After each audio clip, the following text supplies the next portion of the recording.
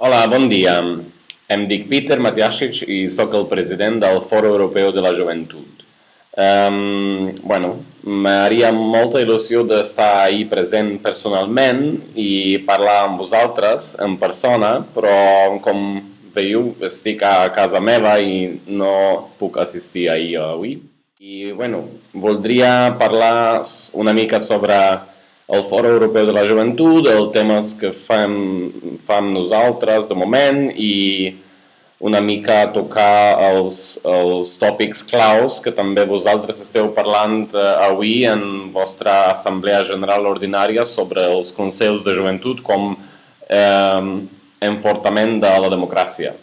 Però com el meu català no és així bo de parlar sobre temes com ocupació juvenil i altres coses, vaig a continuar en anglès, si no us importi.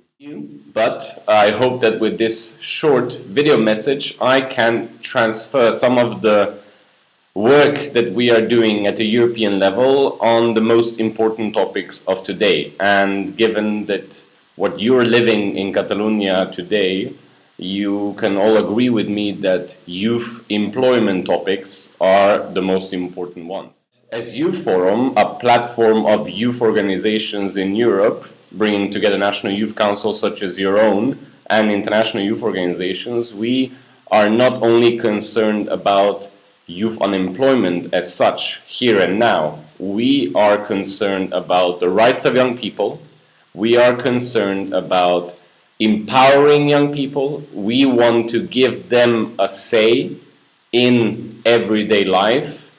We want to ensure that they feel that they can take informed decisions about their own lives, that they can be participating fully in society, and that they can be active global citizens that care not only about themselves but about people next to them, be that their neighbor in their community or within a country or among countries and regions. First and foremost, I think it's very important that given what's happening in the Spanish state at the moment with the closing of certain youth councils at regional level at the Spanish territory, it's very important, and you are fortunate enough to have a Directorate for Youth in the Generalitat who supports CJC fully, who believes that this way of working together with young people in a representative way is the right way. At the European level, what we are doing is mainly policy development and advocacy for what we believe in. We are the voice of young people in Europe, so we also need to make sure we have things to say.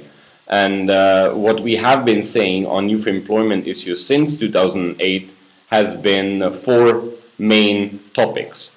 One of them got approved and adopted yesterday in the Council, which makes us very happy, but also there's still a lot of work to be done. So it was the first step in the right direction, namely the so-called youth guarantee, according to which no young person would be left behind or left out of the job market, out of education or out of training for a period for more than 4 months period. It's a scheme that exists in other countries. It has been in place for over 20 years in some of the Nordic countries like Sweden and Denmark, and it's now seen as a best practice example of what could be done also elsewhere. We know that we cannot transfer and transport automatically things like that into other realities, but in the end of the day, the most important thing is that there is a broad agreement at European level, regardless which political party, that such a scheme is needed, that something needs to be done. Now,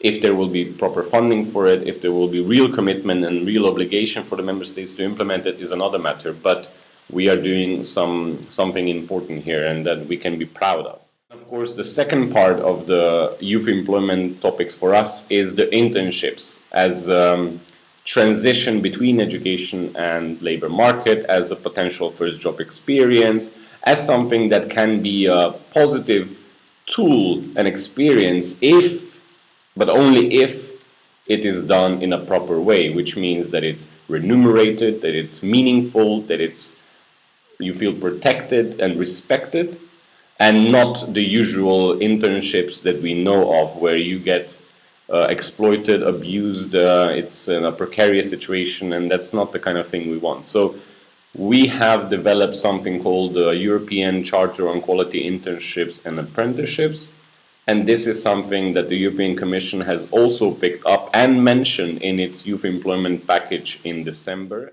Then the third part is youth entrepreneurship, which is something not all young people and in youth organizations like to hear about, but it is an important topic. And for us as Youth Forum, it was mainly important to raise awareness about the possibility of becoming an entrepreneur, the obstacles that exist for those young people who do want to engage in such a thing, and to demystify that entrepreneurship means automatically just gaining profit and just focusing on yourself.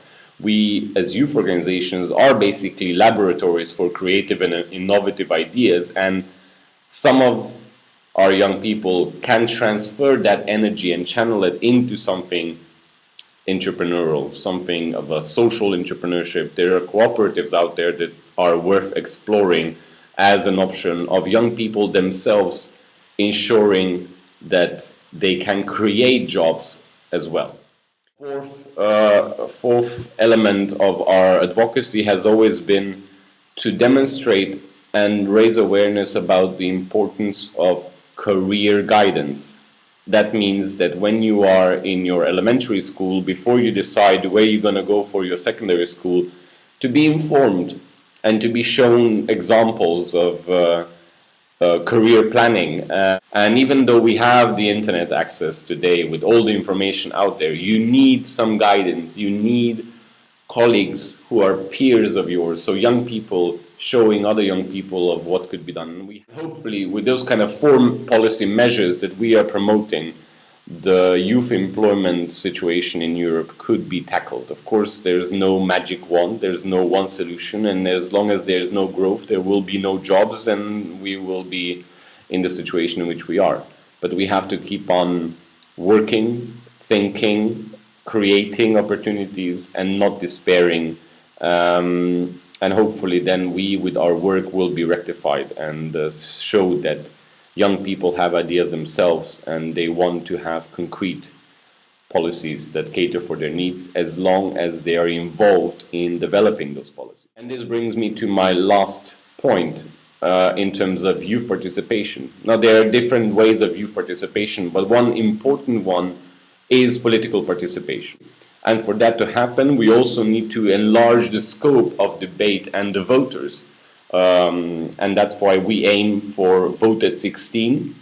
It's a controversial topic, but we have it in Austria. They have had long debates about that and have managed to implement it. And at European level, we as Youth Forum are fighting for that with always a lot of discussions and a lot of educational processes that go along about informing, discussing the topic. Citizenship education as an important subject that should be in schools that would accompany such a process, for example, is one important aspect.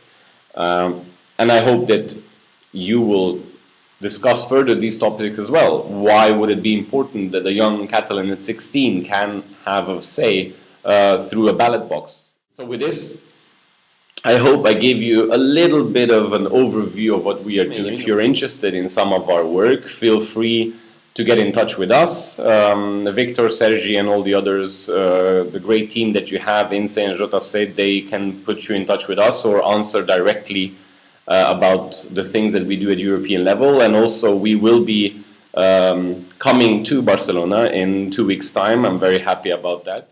Anem a organitzar la propera reunió del board del Fòrum Europeu de la Joventut, la nova junta. És molt maco que podem estar a Varna amb el suport de la Secretaria de la Joventut i el CNJC i bueno, pot ser que m'encontro amb algú de vosaltres i amb això us desitjo una bona assemblea i espero que ens veiem per tot l'arreu en Europa algun dia. Adeu.